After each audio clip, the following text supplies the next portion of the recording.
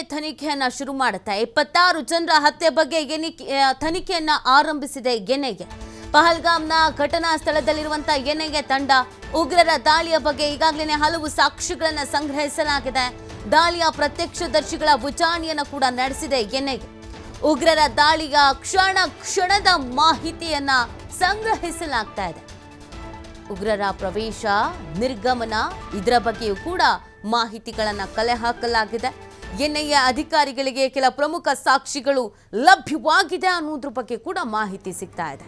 ವಿಧಿವಿಜ್ಞಾನ ತಜ್ಞರು, ಇತರ ತಜ್ಞರು ಇರುವಂತಹ ಎನ್ಐಎ ತಂಡ ತನಿಖೆ ಬಗ್ಗೆ ಎನ್ಐಎಯಿಂದ ಅಧಿಕೃತ ಹೇಳಿಕೆ ಬಿಡುಗಡೆ, ಉಗ್ರರ ದಾಳಿಯಲ್ಲಿ ಮೃತಪಟ್ಟವರ ಮನೆಗೆ ಭೇಟಿ ನೀಡುವಂತಹ ಸಾಧ್ಯತೆಗಳು ಕೂಡ ಇಲ್ಲಿ ಇದೆ.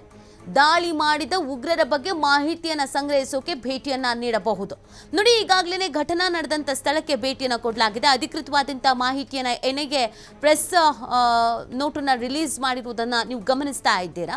ಸೊ ತನಿಖೆ ಯಾವ ರೀತಿಯಾಗಿ ನಡೆಯುತ್ತೆ, ಏನು ಎತ್ತ ಎಲ್ಲದ್ರ ಬಗ್ಗೆಯೂ ಕೂಡ ಕ್ಲೂ ಸಿಗ್ತಾ ಇದೆ. ಈಗಾಗಲೇ ಪ್ರಮುಖವಾದಂಥ ಕೆಲವು ಸಾಕ್ಷಿಗಳನ್ನು ಸಂಗ್ರಹಿಸುವಲ್ಲಿ ಎನ್ಐಎ ಯಶಸ್ವಿ ಆಗಿದೆ ಅನ್ನೋದ್ರ ಬಗ್ಗೆ ಮಾಹಿತಿ ಸಿಗ್ತಾ ಇದೆ.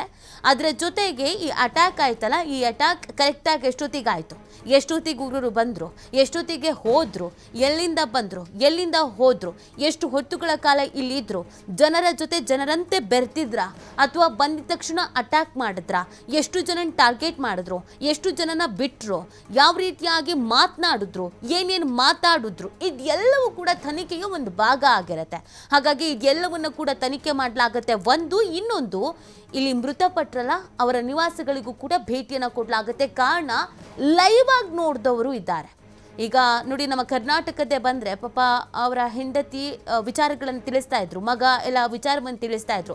ನಾವು ಹೀಗಿದ್ವಿ, ಇಷ್ಟೊತ್ತಿಗೆ ಬಂದ್ವಿ, ಕುದುರೆಯಿಂದ ಬಂದು ಇಳಿದಿದ್ದಷ್ಟೇ, ಅವರು ಊಟ ತರಕ್ಕಂತ ಹೋಗಿದ್ರು, ಸ್ನ್ಯಾಕ್ ತರಕ್ಕಂತ ಹೋಗಿದ್ರು, ನಾವು ಒಂದು ಕಡೆ ಕೂತ್ಕೊಂಡ್ವಿ, ಅಲ್ಲಿಗೆ ಬಂದರು, ಮಾತಾಡಿಸಿದ್ರು, ಮೋದಿಗೆ ಹೋಗಿ ಹೇಳು ಅಂತ ಹೇಳಿದ್ರು, ಕೆಲವರ ಪ್ಯಾಂಟನ್ನು ಬೆಚ್ಚಿಸಿದ್ರು, ಧರ್ಮ ಯಾವುದು ಅಂತ ಕೇಳಿದ್ರು, ಇದೆಲ್ಲವನ್ನು ಕೂಡ ಹೇಳ್ತಾ ಇದ್ರಲ್ಲ, ಇದೆಲ್ಲವೂ ಕೂಡ ತನಿಖೆಗೆ ಬಹಳ ಪೂರಕ ಆಗತ್ತೆ.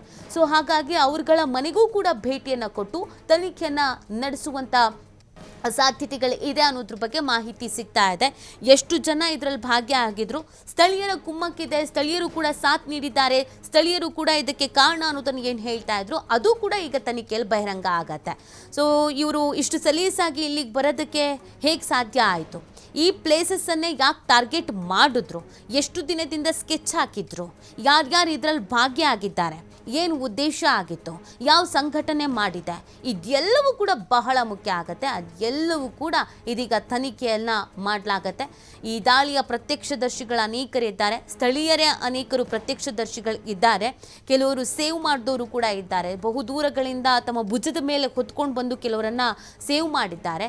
ಸೊ ಆ ಸ್ಥಳೀಯರ ಹೇಳಿಕೆಗಳು ಕೂಡ ಬಹಳ ಇಂಪಾರ್ಟೆಂಟ್ ಆಗುತ್ತೆ. ನಾವು ಇಷ್ಟು ಜನ ಇದ್ವಿ, ನಮ್ಮನ್ನು ಯಾಕೆ ಅಟ್ಯಾಕ್ ಮಾಡಲಿಲ್ಲ, ನಮ್ಮ ಹತ್ರಕ್ಕೆ ಯಾಕೆ ಉಗ್ರರು ಬರಲಿಲ್ಲ, ಹೇಗೆ ಸೇವ್ ಮಾಡಿದ್ವಿ, ಎಷ್ಟು ದೂರ ಹೋಗಬೇಕಾಯಿತು, ಘಟನೆ ನಡೆದು ಎಷ್ಟು ಹೊತ್ತುಗಳ ಕಾಲ ಇಲ್ಲಿ ಇದೇ ಥರದ್ದು ಪರಿಸ್ಥಿತಿ ಇತ್ತು, ಯಾವ ಕಡೆಗೆ ಹೊರಟೋದ್ರು ಘಟನೆ ನಡೆದ ಮೇಲೆ, ಪ್ರತಿ ಒಂದು ಕೂಡ ಇಂಪಾರ್ಟೆಂಟ್ ಆಗುತ್ತೆ. ಇದೆಲ್ಲದರ ಬಗ್ಗೆಯೂ ಕೂಡ ಇದೀಗ ತನಿಖೆಯನ್ನು ನಡೆಸಲಾಗುತ್ತೆ. ಎನ್ಐಎ ಇದೀಗ ತನಿಖೆಯನ್ನು ಚುರುಕುಪಡಿಸಿದೆ ಅನ್ನೋದ್ರ ಬಗ್ಗೆ ಮಾಹಿತಿ ಸಿಗ್ತಾ ಇದೆ.